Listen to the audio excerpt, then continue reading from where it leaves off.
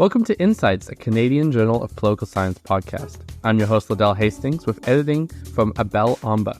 Today we are joined by Sylvia Bashevkin to discuss the topic of second-wave women's movements as foreign policy actors. Insights by CJPS can be found on Spotify, Apple Podcasts, and YouTube.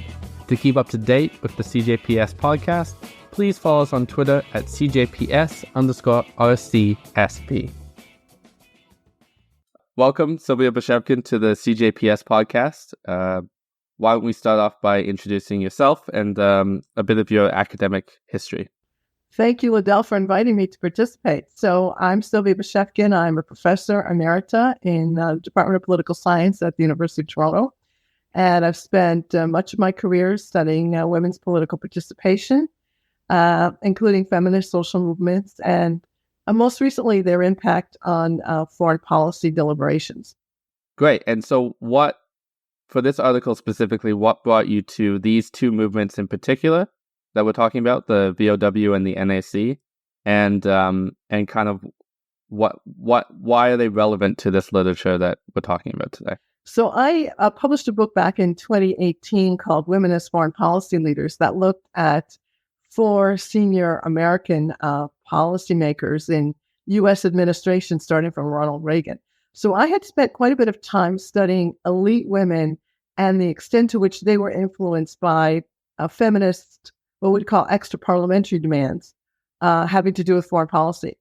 But I noticed when I was doing that research that very little scholarship had addressed how social movements tried to influence either decision makers or members of the public. So there was very little on the other side of the arrow in terms of where were visions of women as foreign policy participants, because we know that foreign policy is one of these fields that's historically defined as the domain of elite white men, dating from, the time of Cleopatra, when she was considered very unusual.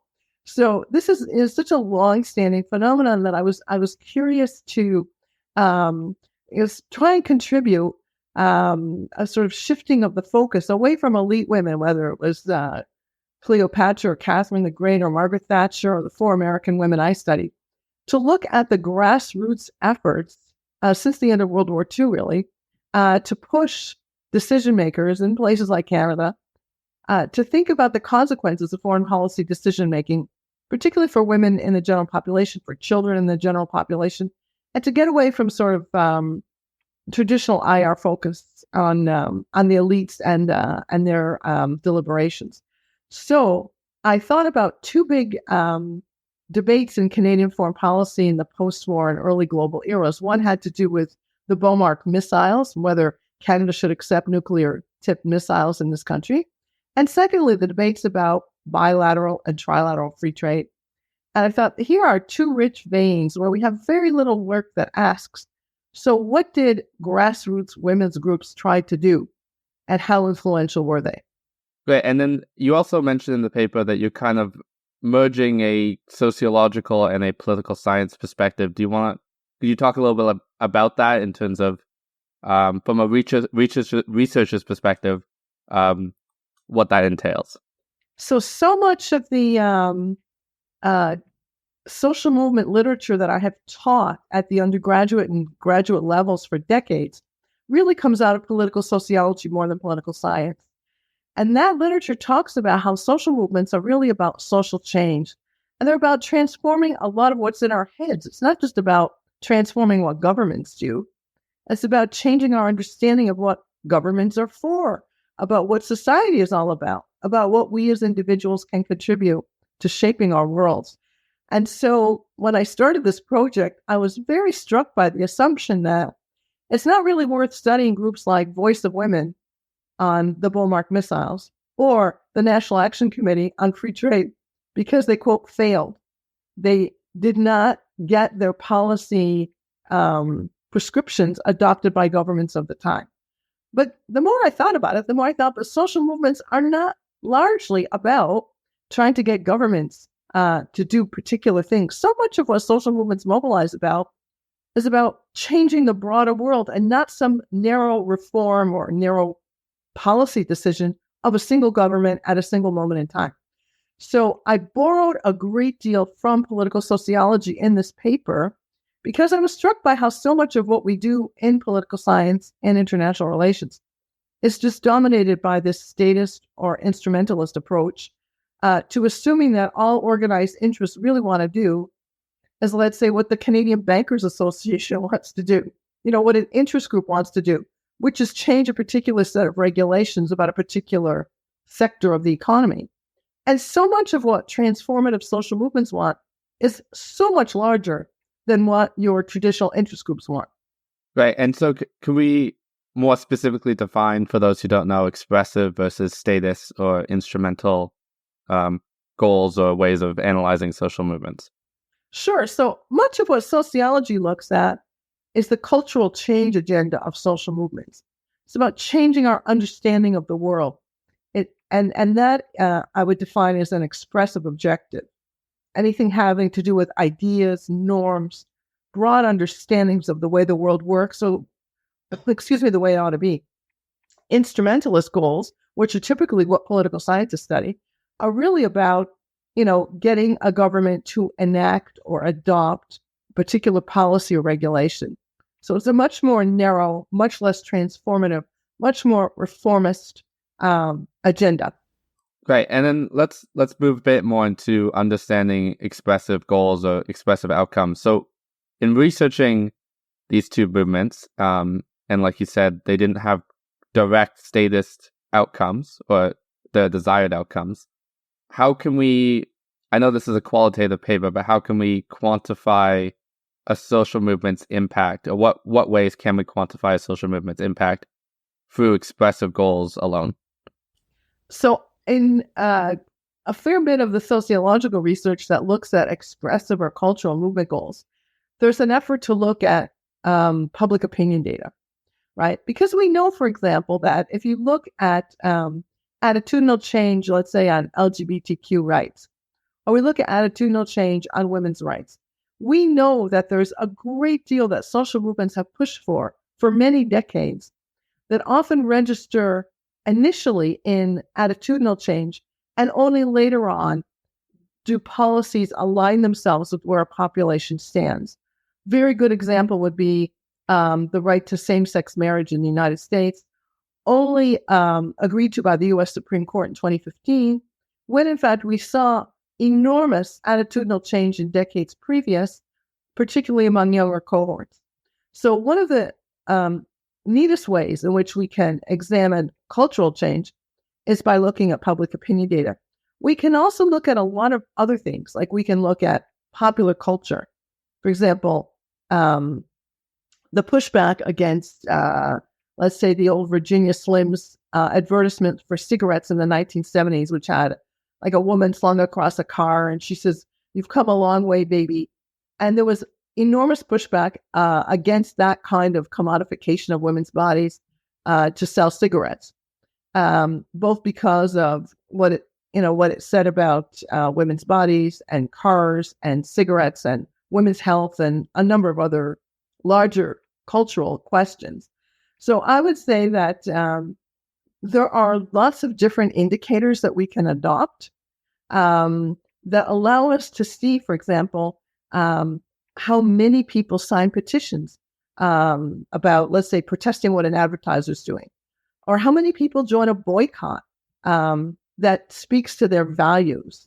Right? How many people write letters to their MPs or go to demonstrations or participate in other forms of social protest, withdraw from particular activities because an organization may be affiliated with a cause that they disagree with. So there are lots of ways we can actually quantify the uptake of expressive social movement demands. You're right; it's not quite as straightforward as looking at whether a government passed a certain law or adopted a certain policy. But nevertheless, you can argue that so much of what activists spend their time on is actually changing our norms and values, and not necessarily all that much time, particularly if it's a radical social movement. Not that much time on governments, because of a sense that, governments are only going to change when you have enough people in the population who've changed their values and norms and ideas.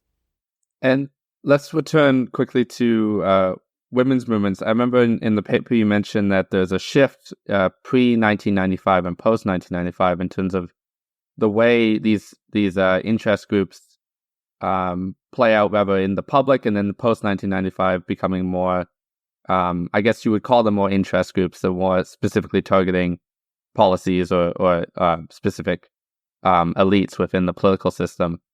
Do you want to? I found that kind of interesting, and it was kind of an end note in the conclusion. So could you elaborate a bit more on that? Sure. I mean, going back to the sort of transnational activist networks that Katkins and King study, I mean, there is evidence in Canada that we do see more of a transnational or international focus adopted by groups like NAC after the Beijing Conference of 1995.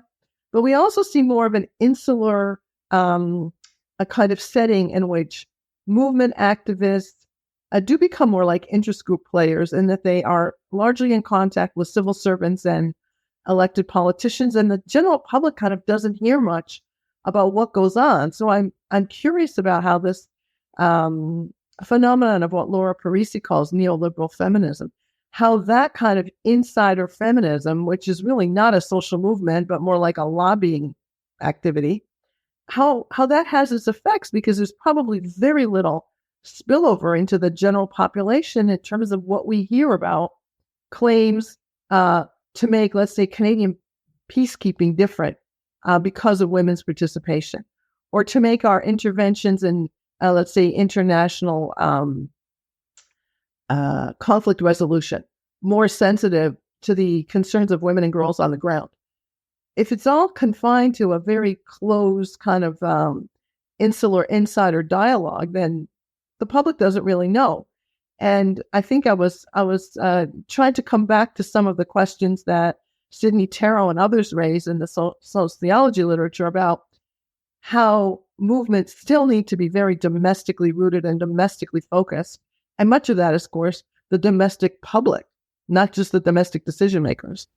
Right. And speaking to that, I mean, obviously, globalization, more than just free trade, has changed the way we study politics, specifically social movements. And I think even to something like Black Lives Matter, how it went from a kind of, an event that happened within the United States, but spread into kind of a global movement of protest. How does that change how people who want to qualitatively study social movements go about starting to understand their impact? Let's say, starting from a national context of maybe how did it affect the United States or Canada, but then how do you add in those international elements to try and understand the impact it had, not just globally, but those protests that happened overseas or something actually coming back and impacting the nation in which it started in, if that makes sense. Well, yeah, I think we probably are into sort of multi-level research, because at some level, Black Lives Matter is an excellent example of, if you really want police budgets and police practices and police recruitment to change, and you want to see more investment in communities that need the support so that there isn't the sort of criminalization of everyday life, then you really have to come back and ask, well, how well rooted are these protest organizations in local municipalities and local neighborhoods and communities? I mean, are there cities, for example, in this world that have been affected by the murder of George Floyd, where we've seen the kinds of transformative changes that protesters wanted in May of 2020, right? Where you've seen changes in the way municipalities spend their money, changes in the way police are trained, because we clearly know from recent examples that hiring more Black police officers is not the answer that's going to eliminate oppression, in the streets of American cities. So I think that taking the research down to that local level and down to that granular point, which I try to do in this paper, looking at 2 organizations in Canada, is really significant, because that's where we live our lives. Ultimately, like Tip O'Neill said, all politics is ultimately local. It's how we feel about how we're valued as citizens at that very local level. Great. And then I actually thought of a similar, because we've been focusing mostly on expressive goals. And I was thinking about, on the flip side, maybe a flaw in the political science perspective of the statist perspective is, in what cases do we know a social movement caused a certain policy outcome? And the thing that came to my mind was, and it might be relevant in everyone's head who lives in Canada, is the Freedom Convoy, right? Which occupied Ottawa for 4 weeks, or up close to 4 weeks, I think. And, a lot of the COVID restrictions we had went away at the federal level soon after that protest ended. But, I'm sure you could fill a whole book worth of debate over like what actual impact the Freedom Convoy had and didn't have on the policy outcomes of the state, but also at provincial levels. So I guess, on the flip side, how do we make sure, how do we have confidence that social movements, when they reach the status goals that they said they want to reach, were the actual causal mechanism that got it there? I don't know if you have any thoughts on that, but go ahead. Well, I think ultimately in political science, it's very hard to prove causality. Right? We can show associations chronologically between a particular set of demands and a particular outcome. But remember that most of these social movements, whether they're progressive or regressive, are very divided, right? So in terms of what did the Freedom Convoy want? I mean, the people wanted to take down the government, and they clearly did not succeed, right? They might have, in fact, enhanced support for the state as we know it, in the sense that, people probably didn't want those individuals in charge of chaos if they had managed to take down the government. But you're right. At another level, if it was about the relaxation of restrictions under COVID, well, they were being relaxed in other countries where the Freedom Convoy hadn't operated, and there were public health concerns about people's isolation and mental health in the pandemic that might have also contributed to the relaxation. So I think you'd have to do a pretty careful study, by chronology of when the demands are articulated, exactly what happens. I mean, I think one of the major outcomes of the Freedom Convoy, you can argue, has been a frustration by people who live in Ottawa with the lack of what they saw as institutional effectiveness, right? They weren't necessarily in agreement with the Freedom Convoy at all, but they certainly could see that there were some major shortfalls in all kinds of their institutions, whether it was the mayor, the city council, the province, the federal government. So that, you can argue, is a larger institutional challenge that decision makers are facing in the wake of that protest, where you don't necessarily see people reaching the same conclusions about a stronger state or a weaker state, right? It's not necessarily the case that all the people that remain frustrated with what Ottawa did are in agreement with the Freedom Convoy's diagnosis of the problems either.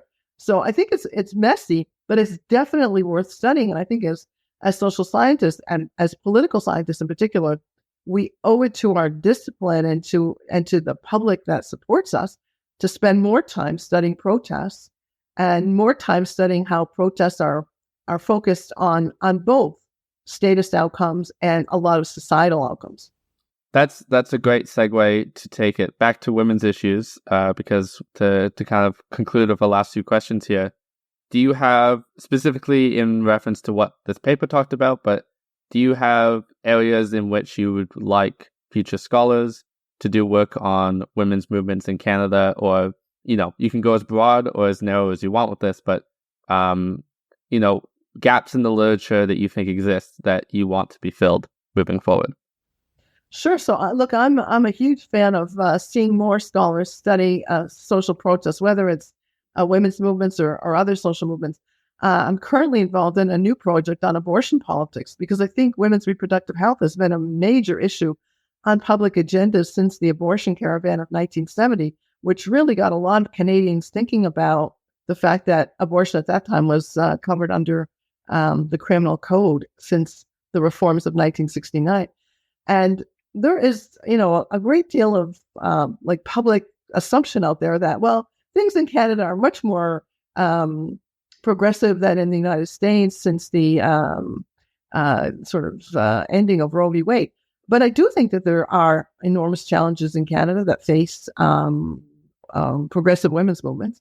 And, I would welcome more research, whether it's about, reproductive health or violence against women or any number of other issues. I mean, I think violence against women in public life is a huge question that I've been interested in for a long time. And I think we're losing a lot of important talents in public life because of the threats that are facing particularly progressive women in public life, progressive sexual orientation minorities in public life. I think there's a lot to study out there, and I hope scholars pick it up. Great. And then I always end off on this question for all of our guests. You answered it partially. What are you working on right now, and what do you have coming up next for work that you're doing personally? Well, I'm currently working on a paper for CPSA 2023, which looks at abortion politics in 4 provinces where there were violent attacks after the Morgentaler decision. And I'm particularly looking at questions of how pro-choice movements managed to get buffer laws, which protect medical providers and patients and facilities. Buffer laws enacted in 4 provinces, 3 of which have brought in those laws. That's BC, Ontario, and Alberta. Manitoba suffered violent attacks following the Morgentaler decision, but Manitoba does not currently have a buffer law. So I'm looking at some big theories in political science, the notion of a triangle coming out of Theodore Lowy's work, and trying to see how well that approach applies to buffer zone outcomes and funding for clinic abortions in 4 Canadian provinces. Great. Well, that sounds like really important work, and I'm excited I'm sure if anyone's interested in women's issues and follows your research, I'm sure that would be very exciting to read. That concludes all the questions I have for today. Thank you so much for joining us on the CJPS podcast, and maybe we'll be on in the future with another article. Thank you, Liddell, for inviting me. Great, thank you. Thank you for listening to this episode of Insights, a Canadian Journal of Political Science podcast. This was Sylvia Bashevkin discussing the topic of second wave women's movements as foreign policy actors. For future episodes, follow us on Twitter at CJPS_RCSP, or subscribe to us on Spotify, Apple Podcasts, or YouTube.